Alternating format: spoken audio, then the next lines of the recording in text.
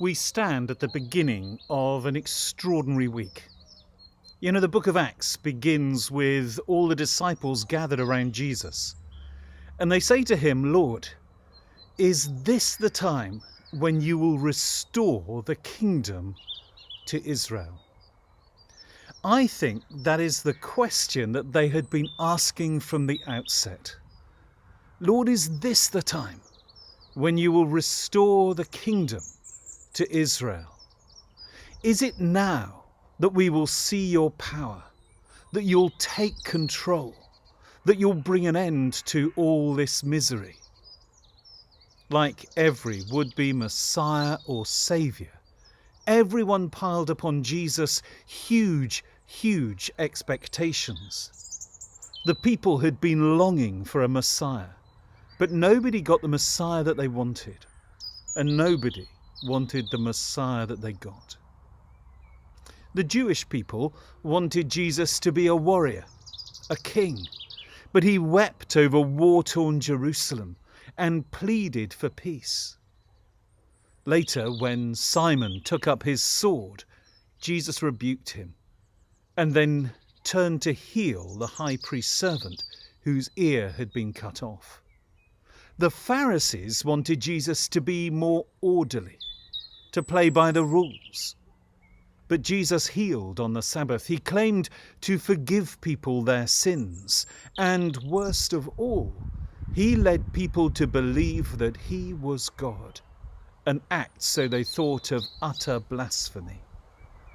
The Zealots wanted Jesus to break the rules, to down tools and start a revolution. When presented with a coin and asked about the poll tax, Jesus gave a less than convincing answer. He then seemed to get alongside those like Levi and Zacchaeus, who were nothing but collaborators with the powers that be. News of Jesus' teaching got around, in which Jesus said that if pressed upon to walk a mile, you were to walk another mile too. That if you were hit, you turned your face to be hit again, and if your coat was demanded from you, you were to give up your shirt as well. Hardly the stuff of violent resistance. The Levites wanted Jesus to restore the temple, to rid it of Roman influence and Roman control.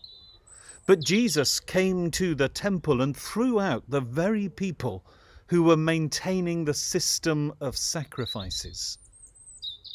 He also threatened to destroy the temple, or at least that is how his words were interpreted.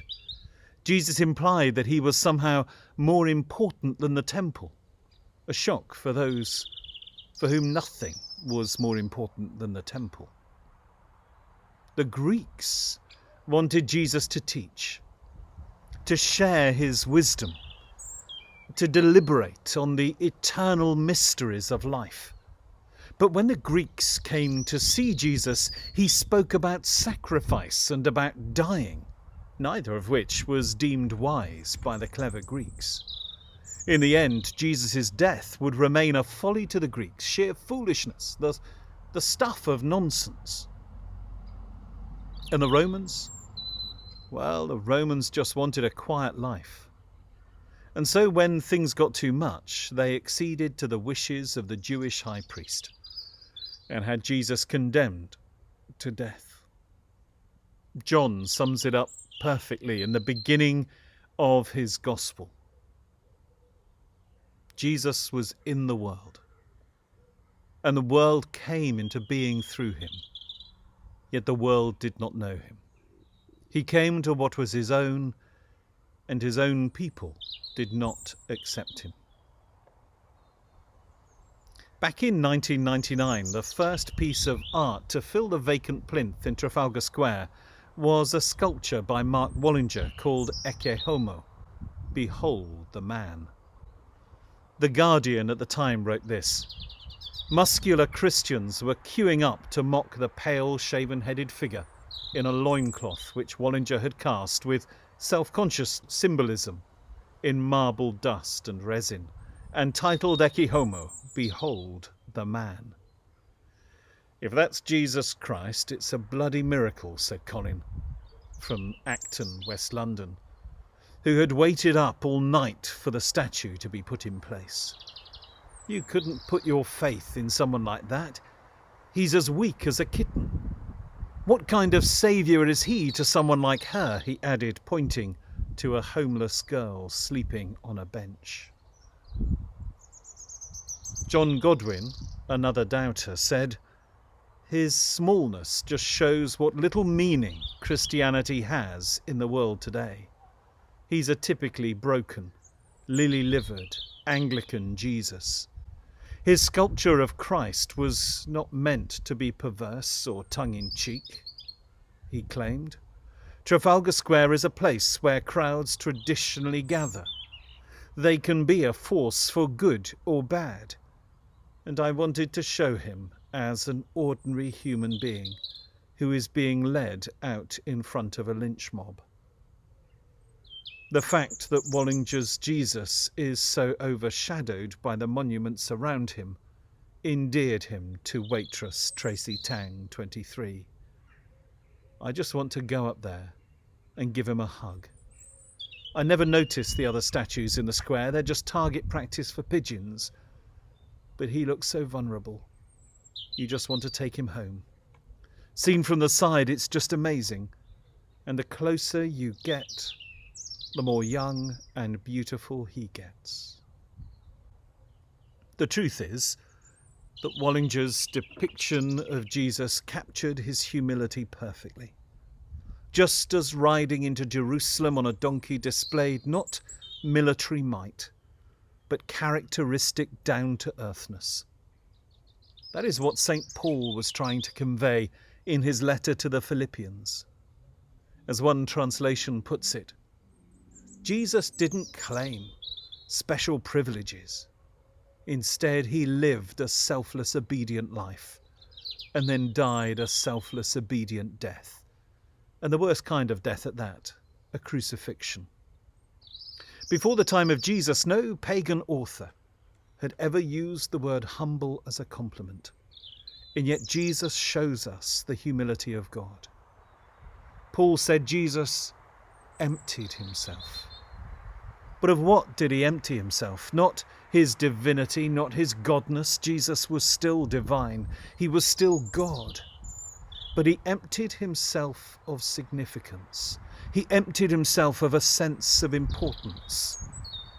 And that is what it means to be humble, to humble yourself. It's not to do yourself down or to pretend that you are something other than you are. It is to know yourself. And yet knowing who you are, you take the lower place. You let go of a sense of importance. That is exactly what Jesus did. When he washed the feet of his disciples, he took the lower place. He took on the role of a servant. And he went on from there, becoming obedient to death, even death on a cross, all the time loving, all the time giving, always taking the lowest place. In Jesus, God emptied himself, taking the form of a slave, being born in human likeness, and being found in human form, he humbled himself and became obedient to the point of death, even death on a cross. William Hubert Vanston was an extraordinary priest who devoted his life to ministering on housing estates. But his obituary said he left on the characters of those he influenced the impression that they were valued by a God who was prepared to suffer without limit. He wrote some of the most beautiful theology you will ever come across, including this, in his classic book, Love's Endeavour, Love's Expense. He says, the activity of God in creation must be precarious. It must proceed by no assured program. Its progress, like every progress of love, must be an angular progress, in which each triumph contains a new potential of tragedy, and each tragedy may be redeemed into a wider triumph, in which, in the making of that which is truly an other, control is jeopardized, lost, and through activity yet more intense and vision yet more sublime, regained, in which the divine creativity ever extends and enlarges itself, and in which its endeavour is ever poised upon the brink of failure. The creation is safe not because it moves by program towards a predetermined goal, but because the same loving creativity is ever exercised upon it. The self-emptying of God that we see in Jesus is not just about God humbling himself and coming down to earth. It is about God expending himself, using himself up in this creative endeavour. If God is love, said Vanston, and if the universe is his creation, then for the being of the universe, God is totally expended in precarious endeavour, of which the issue as triumph or tragedy has passed from his hands. If you like, and this is a challenging thought, God to some extent has surrendered control. So Vanston goes on. For that issue as triumph or tragedy, God waits upon the response of his creation. He waits as the artist or as the lover waits, having given all. Always, for the richness of the creation, God is made poor, and for its fullness, God is made empty. To sum it up, William Vanston wrote a hymn from which the title of his book was taken. Morning glory, starlit sky, soaring music, scholar's truth, flight of swallows, autumn leaves, memory's treasure, grace of youth. Open are the gifts of God, gifts of love to mind and sense. Hidden is love's agony, love's endeavour, love's expense. Love that gives, gives evermore, gives with zeal, with eager hands, spares not, keeps not, all outpours, ventures all, its all expends. Drained is love in making full, bound in setting others free, poor in making many rich, weak in giving power to be. Therefore he who shows us God helpless hangs upon the tree, and the nails and crown of thorns tell of what God's love must be. Here is God, no monarch he, throned in easy state to reign. Here is God whose arms of love, aching, spent, the world sustain. As I said at the beginning, today marks the start of an extraordinary week. And we, in all this that's going on, we might want to shake our fist to the sky and like Isaiah shout, "Oh, that you would tear open the heavens and come down." Because we need a saviour. A Messiah, someone who will take charge of all this. But God's response is not to overpower or to subdue or to force his way in. Instead, all the time loving, all the time giving, he comes alongside us, revealing not his might or his unbridled power, but instead showing us his unarmed truth and unconditional love. Here is God, no monarch he, throned in easy state to reign. Here is God whose arms of love, aching, spent, the world sustain.